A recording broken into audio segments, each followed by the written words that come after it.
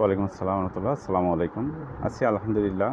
ব্যবসা আগে 98 ছিল, সব কিছু আমাদের 98 এর মধ্যে ছিল। জিনিসপত্রের দাম বাড়ার কারণে এখন অ্যাভারেজ রাখতে হয়েছে। আলহামদুলিল্লাহ, আগেও ভালো ছিলাম, এখনও ভালো আছি। আগে আরও একটু সেলটা বেশি ছিল, এখন একটু কমছে।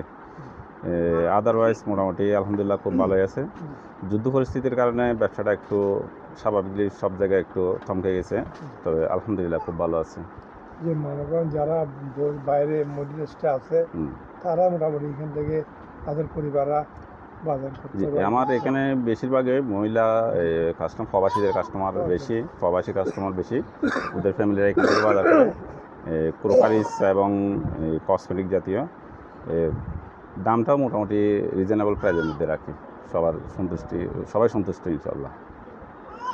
আপনি যদি ভালো থাকলে বলেন। আপনাদেরকে ই প্লাস টিভিকে অসংখ্য ধন্যবাদ। আপনারা কষ্ট করে ফটিকছড়িতে আসছেন।